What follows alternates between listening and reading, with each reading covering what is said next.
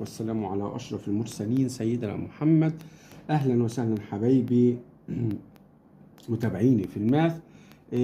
وحشتوني جدا جدا. بإذن الله هنبدأ سلسلة جديدة من الحلقات، وعاملين مفاجأة لحبايبنا في المدارس الخاصة والحكومي بناء على طلبكم. وحبايبي طبعا المتابعين جالي رسائل كتير جدا، يا مستر لو بعد إذن حضرتك لو ممكن تشرح المنهج بالعربي. فالنهارده باذن الله هنبدا اول سلسله الحلقات الرياضيات بالعربي، وهي 6 ابتدائي لسنه 2025 باذن الرحمن. طبعا في البدايه احنا لسه راجعين من الاجازه، فناخد جزء كده بسيط. فهنبدا باذن الله في المنهج الجديد. اول حلقه نحاول كده نقول بسم الله ونشرب كوبايه شاي او قهوه او نسكافيه ونركز معانا في الحلقه. بسم الله. أول درس معانا وهو درس قابلية القسمة. يعني إيه كلمة يا مستر قابلية القسمة؟ معانا هنا معنى قابلية القسمة. قابلية القسمة يا بطل معناها جاية من اسمها. الدرس اسمه إيه؟ قابلية القسمة. يعني كلمتين، الاسم وتقبل، يعني رقم بيقبل القسمة على عدد آخر، وده معنى التعريف. يبقى هنا يا ولاد دي تركايه بسيطه ان انا اقدر اجيب تعريف اي حاجه عن طريق العنوان. العنوان اسمه قابليه القسم، يعني رقم بيقبل الاسم، وده التعريف. يقال ان العدد يقبل القسم على عدد اخر بشرط يا مستر ايه؟ خلاف الصفر. اي حاجه ما عدا الصفر. ليه يا مستر لو سمحت؟ انا مع ليه؟ لان يا بطل ما ينفعش رقم يقبل الاسم على صفر. ما ينفعش اقول 5 على 0، 1 على 0، ليس له معنى. يبقى اي حاجه تقبل الاسم على اي عدد بس ما تكونش 0. طيب وايه كمان؟ وباقي القسمه برضو يكون 0. يعني ايه يا مستر؟ هقول لك، هدي لك مثال. 8 على 2 بتساوي 4. شاطر. طب هل في باقي اسمه؟ لا، يبقى الباقي 0. تمام. لذلك العدد 8 يقبل القسمة. بيجي السؤال ده في الامتحان يقول لي كذا على 2 بيساوي كذا وباقي الاسم كذا. لو في باقي اسمه يبقى شكرا ما يقبلش الاسم. زي اللي بعده. يبقى هنا 8 على 2 بتساوي 4. في باقي؟ لا مفيش. طالما الباقي 0 يبقى العدد يقبل الاسم على الاتنين. طيب يا مستر دلوقتي في عندي باقي اسم، هقول لك ركز معايا ما تستعجلش. 9 على 2، 9 على 2 فيها الكام؟ برضه فيها الأربعة. طب وباقي الاسم؟ باقي الاسم هنا 1. طالما الباقي 1 يبقى أقول لك كده بقى العدد 9 لا يقبل القسمة على 2. ليه يا مستر؟ لأن باقي الاسم ب1، وأنا لسه قايل لك من شوية إن الشرط لازم ما يكونش فيه باقي أو الباقي 0. طيب انا كده عرفت بمنتهى البساطة معنى. طب ركز بقى، اهم حتة في الدرس هي الحتة دي. فهمت الرسمة دي؟ انت كده حطيت الدرس في جيبك. قواعد قابلية القسمة. ركز ركز ركز. طيب اول حاجة، لو عندي 2 اعرف منين ان العدد ده بيقبل الاسم على الاتنين؟ بيني وبينك وبين البلدي عدد زوجي. يعني ايه يا مستر؟ معلش انا لسه راجع من الاجازه وناسي كل حاجه. عدد زوجي يعني احاده 0 او 2 او 4 او 6 او 8. مستر انت قلت لي احاده؟ اقول لك لان ممكن اجيب لك رقم كبير زي ده 618، 3 ارقام. ما ببصش اللي على الرقم اللي على اليمين. ايه اللي على اليمين؟ 8. ال8 زوجي؟ ايوه زوجي. يبقى تاني الأعداد الزوجية اللي هي ايه يا مستر؟ الأحاد بتاعها 0 أو 2 أو 4 أو 6 أو 8. خلاص عدد زوجي يبقى بيقبل الاسم على الاتنين. مثال 74. عيني على ايه؟ عيني على الأحاد 4 اهو زوجي.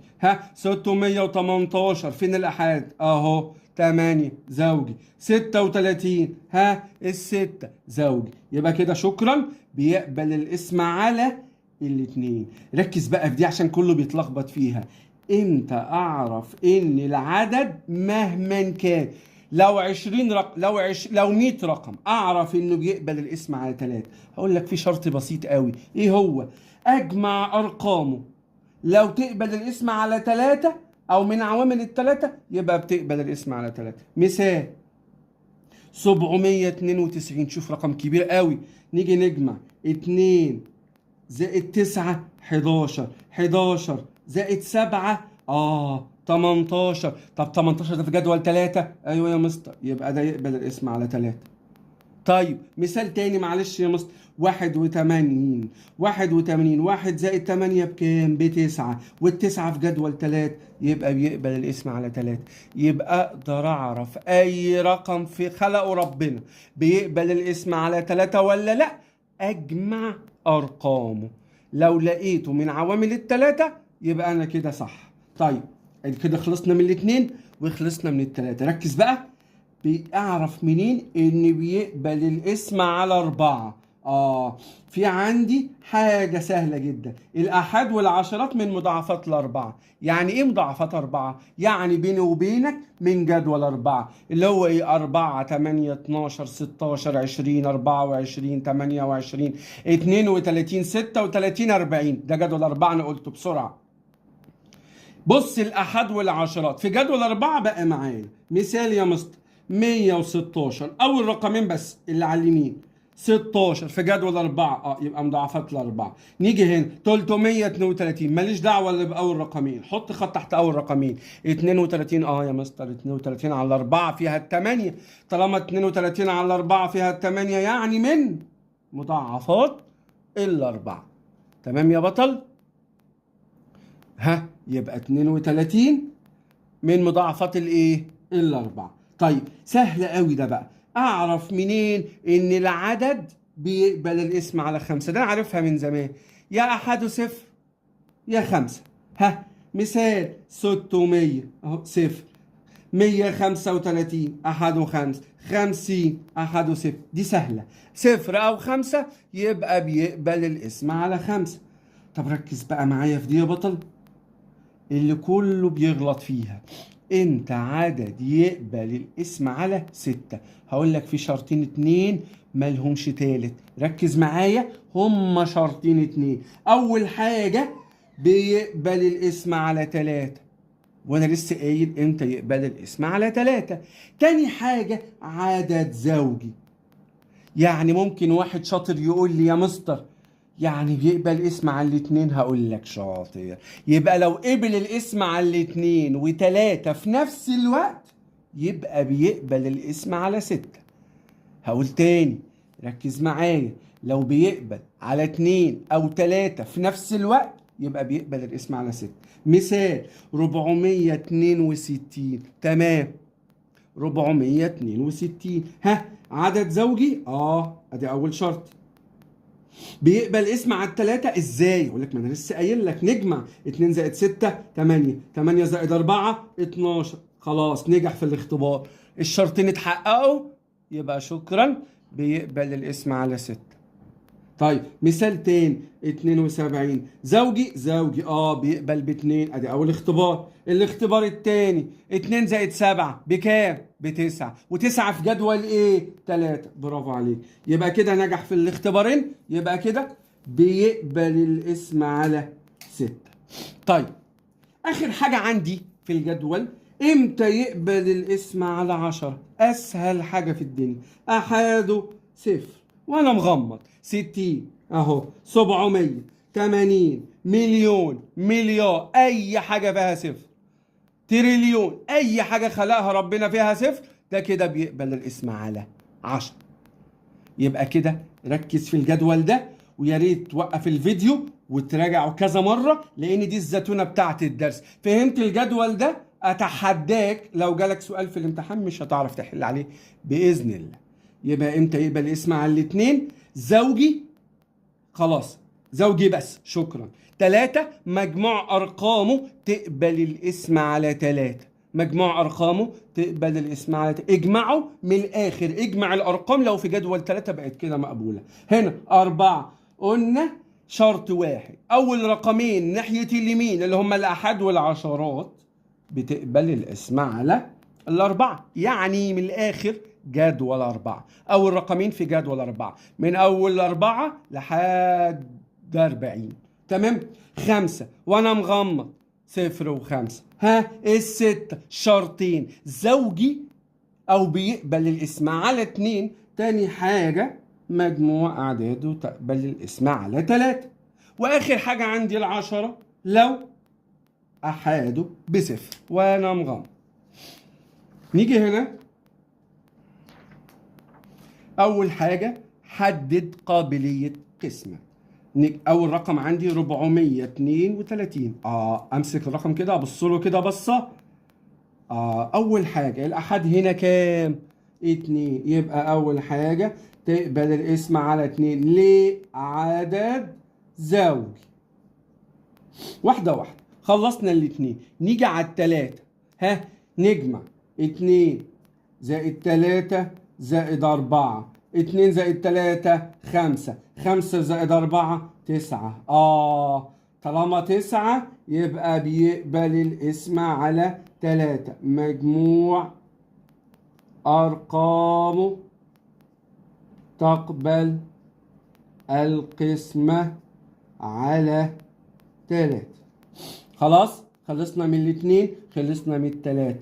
الأربعة أول رقمين زي ما علمتك 32 على 4 فيها 8، يعني في جدول 4 يبقى بيقبل الاسم على 4 أحاده وعشراته من مضاعفات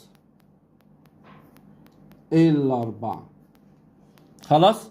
طيب الخمسة 0 أو 5؟ لا، يبقى الخمسة لا. طب الستة قلنا شرطين، تقبل اسم على 2 والتلاتة. أيوة، يبقى بيقبل الاسم على 2 وبيقبل الاسم على 3. يبقى نكتب زوجي و2 يقبل القسمة على 3. تمام. العشرة لا، يبقى العدد الجميل ده بيقبل اسم على 2 و3 و4 و6. تمام. طيب تاني ال50 باينة جدا. احط خط تحت الصفر. هتقول لي الصفر زوجي ولا فردي؟ شاطر، الصفر زوجي. يبقى بيقبل الاسم على 2 عدد زوجي. طب التلاتة لا، من غير ما افكر. ليه؟ 5 زائد 0 ب5. لا ما ينفعش. الأربعة لا، 50 مش في جدول 40. الخمسة طبعا، يبقى الخمسة أحاده 0. تمام. والستة طبعا الستة لا. ليه؟ ولا بيقبل الاسم على 2 ولا 3؟ 2 بس ما بيقبلش الاسم على 3. طب العشرة بيقبل. يبقى اقول له هنا من ايه؟ العشرة أحاده ب0. مثال كمان يا مستر. 126. تمام. أول حاجة رقم 1، يبقى نمسك الرقم الواحد. الستة زوجي. أيوة، يبقى بيقبل الاسم على 2 عدد زوجي. تمام. تاني حاجة نجمع 6 زائد 2 8. 8 زائد 1 9. يبقى 3. مجموع أرقامه تقبل القسمة على 3. كده خلصنا الاتنين، خلصنا التلاتة. الأربعة حط خط تحت أول رقمين. 26 على 4 معايا. نفتكر جدول 4. 4 في 5 ب20. بعد نزود 4 يبقى 24 اللي هي 4 في 6. نزود 4 بقت 28. يعني 26 مش معايا، يبقى مش من مضاعفات أو ما بيقبلش الاسم على 4. طب الخمسة أحده 0 و5؟ لا شكرا، مفيش شرط ما تحققش. طيب بعد كده الستة يقبل مع 2 ويقبل مع 3. أيوة، يبقى 6. ليه؟ زوجي ومجموع أرقامه تقبل القسمة على 3. معلش سامحوني لو الخط مش مظبوط هنا. يبقى 2 و3 و6. العشرة لا طبعا. ركز معايا بقى في دي، ملاحظة هامة جدا جدا. وهي ايه العلاقة بين المضاعفات وقابلية القسمة؟ لما اجي اقول لك هنا 2 في 3، 2 في 3 ب6، يعني ال6 مضاعف في 2 وال3، وفي نفس الوقت تقبل القسمة على 2 و3. يبقى المضاعف هو قابلية القسم. الاتنين عكس بعض في العمليات ولكن نفس المفهوم. طيب لاحظ برضو الحتة دي في منتهى الأهمية، الملاحظات دي وبتيجي عليها أسئلة كتيرة جدا لما هتشوف بعد كده امتحانات المحافظات. يقول لك لاحظ أن، وهتلاقيها بتيجي في اختياري وفي أكمل وفي صح وغلط وفي كل حاجة، العدد اللي أحاده 0 بيقبل القسمة على هات ودنك 2 و5 و10.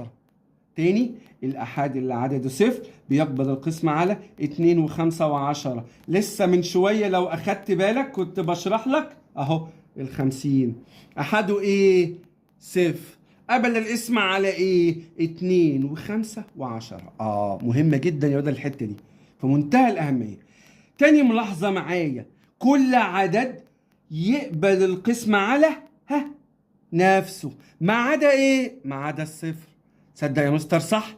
2 على 2، 5 على 5، 7 على 7، 9 على 9، 100 على 100، ما عدا الصفر. ما ينفعش اقول 0 على 0. يبقى اي عدد يقبل القسمة على ايه؟ على نفسه ما عدا الصفر. مهمة جدا دي، ركز بقى معايا في دي. جميع الأعداد الزوجية تقبل القسمة على 2. دي انتوا شطار وعارفينها ولسه قايلينها من شوية، مش هنشرحها تاني. أي عدد زوجي بيقبل القسمة على 2. آخر حاجة، كل الأعداد بتقبل القسمة على إيه؟ الواحد الصحيح. كل الأعداد بتقبل القسمة على الواحد الصحيح. ركزوا جدا يا ولاد معايا في الحاجات دي. نيجي بقى لتمارين الدرس. اختر الإجابة الصحيحة. خلي بالك الأسئلة دي هتلاقيها في اختبار الوحدات واختبار المحافظات، وده هيبان بعد كده بإذن الله. العدد 145 يقبل القسمة على 2 ولا 4 ولا 5 ولا 3؟ طيب نمسك الأحاد زي ما علمتك. الخمسة طالما 5 يبقى خلاص شكرا، هي الخمسة يا مستر. خلاص الخمسة ملهاش حاجة تانية، الخمسة يبقى 5. طيب 1202 بيقبل الاسم على 2 ولا 3 ولا 5 ولا 10؟ أول رقم إيه؟ 2. زوجي؟ خلاص يبقى بيقبل الاسم على 2. خلاص يبقى 2. طب ينفع 3؟ لا، 2 و2 4 و1 5 ما ينفعش. الخمسة ما تنفعش ولا 10 ما تنفعش. العدد 100 اللي لسه قايلها لكم من شوية، سؤال امتحانات السؤال ده. ممكن اول ما اشوف يا مستر سهله دي في 0 يبقى 10، هقول لك لا، يبقى انت ما شفتش الحلقه كويس. العدد 100 احده 0. طب انت يا مستر ما انت لسه قايل لي ان اول ما تشوف 0 يبقى 10، هقول لك ايوه، بس بيقبل الاسم على الاثنين والخمسه وال10. يعني الاجابه احسنتم، جميع ما سبق. طيب اللي بعده، العدد يقبل القسمة على 4. أنا قلت لك ال4 يعني هركز على أول رقمين. نيجي هنا ال 62 في جدول 4، هتقول يا مستر ما أول حاجة 40. طيب أنا آخر حاجة عندي 40 في جدول 4، زود 4، 44 لحد الستينات، 48 52 56 4 كمان 60 4 كمان لو سمحت، معلش أنا آسف، 64. يعني لو 64 صح ايوه. طب 62 لا مش معايا. طب نيجي هنا ل 63، انا لسه قايل لك ال 64 يعني 63 برضه مش معايا. نيجي هنا اول رقمين، هي دي. ليه؟ اول رقمين 16 وال16 في جدول 4، يبقى 16 على 4 ب4، يبقى هي دي الاجابه الصح. ركز في السؤال عشان ده سؤال امتحانات. بيقول لك مدرسه بها 141 تلميذ، يمكن توزيعهم بالتساوي على نقط فصول بدون باقي. ايه يا مستر السؤال المكلكع ده؟ يمكن توزيعهم فضول باقي؟ مش انا لسه قايل لك اول كلمه في الحلقه ان كلمه قابليه القسمه عايز اسمع معناها ايه؟ ان باقي القسمه بكام؟ ب0. يعني من الاخر بدل ما يقول لك قابليه القسمه على كام، لا لف ودار وقال لك بدون باقي. لا انا طبعا شاطر وما اغلطش في حاجه سهله زي كده. 141 اول رقم عندي واحد، يعني فردي. طب هنا بيقول لي 6 3 4 ولا 5. طيب نجرب التلاتة. 1 و4 5، 5 و1 6. الستة في جدول كام؟ شاطر، جدول 3، يبقى هي 3. طب يا مستر ما تنفعش 6. هقول لك لا، ليه؟ لان لازم تكون مضاعفات الاثنين والثلاثه في نفس الوقت. هي ما ينفعش 2 يبقى ما ينفعش الستة. يبقى الاجابه هتكون 3، لان 1 زائد 4 زائد 1 بتساوي 6، والستة من مضاعفات الثلاثه. يبقى 1 زائد 4 زائد 1 ب6، والستة في جدول 3. مضاعفات العدد 6 لسه قايل لك الحته دي، 2 ولا 3 ولا 6 ولا جميع ما سبق. طب نفكر كده. هتقول لي يا مستر سهله، طالما 6 يبقى 6. طب 6 و6. طب ما الستة بتقبل اسم على الاثنين؟ ايوه، السؤال ده سؤال للفائقين، خلي بالك. لان كل اول ما تشوف السؤال ده 6 يا مستر 6 يا مستر سهل. لا، هنا قال لك 2 ولا 3 ولا 6 ولا جميع ما سبق. طب ما هي الستة لسه قايل لك 2 في 2 2 في 3، يعني مضاعفات الاثنين ومضاعفات الثلاثة والستة مضاعف في نفسها، يعني جميع ما سبق. ركز عشان ده سؤال هام جدا، حط تحت جدا دي 100 خط. ايه اللي بعده؟ بيقول لي هنا اكمل. عند قسمة 27 على 5 يكون الناتج كذا والباقي كذا. السؤال ده كنا دايما بنتلخبط فيه. ازاي نحل حاجة زي كده؟ هقول لك يا بطل ركز معايا. جدول 5، نيجي تحت كده نكتب جدول 5. ركز معايا. 5 10 15 20 25 30. انا عاوز يا مستر ال27. طب فين السبع اللي انا عملته ده؟ معلش ده جدول 5. ليه يا مستر جدول 5؟ لان انا بعمل الرقم اللي بعد علامة القسمة اللي هي الخمسة. اكتب جدول 5. 5 10 15 20. طب ال27 فين؟ ال27 يا بطل بين ال25 وال30. بينهم؟ ايوه بينهم، في النص بينهم يعني. طيب يعني احط خط تحت شاطر ال25. اجي اعد فوق الخط فيه كام رقم؟ ادي 1 ادي 2 ادي 3 ادي 4 ادي 5. يبقى الناتج هيكون 5. ركز معايا بقى في الحته الجايه دي عشان دي التركايه بقى. الباقي كام يا بطل؟ هقول لك مش هي 27؟ خد هات بقى ودنك، هقول لك على السر ده. هعمل ايه؟ ركز معايا. هطرح 27 ناقص اللي تحته خط. تاني يا مستر معلش قلت ايه؟ اصلا انت صوتك واطي. هطرح 27 اللي هو المقسوم ناقص الرقم اللي تحته خط. ايه اللي تحته خط؟ ال25. يعني 27 ناقص 25 اللي هو اللي تحته خط بتساوي شطار 2. هو ده باقي القسم. طيب انا كده خلصت نص السؤال. الحته المهمه بقى، هل بيقبل القسمه ولا لا؟ هقول لك الشرط اتحقق. ايه الشرط؟ فكرني يا مستر معلش، اصل انا ذاكرتي السمكه. باقي القسمه بكام؟ بصفر؟ لا، يبقى شكرا، يبقى لا يقبل القسمه على 5. ما بيقبلش. ليه؟ الشرط ما اتحققش، اللي هو ايه؟ اللي هو باقي القسمه بصفر. باقي القسمه بواحد باتنين بتلاته ب100، يبقى شكرا ما نحرمش. 2. جميع الأعداد اللي بتقبل القسمة على 4 بتقبل القسمة على عدد 1 فكر كده في السؤال ده. أي عدد بتقبل القسمة على 4 بتقبل القسمة على 1 امشي كده واحدة واحدة. 2. هل العدد اللي بيقبل القسمة على 2 بيقبل القسمة على 4؟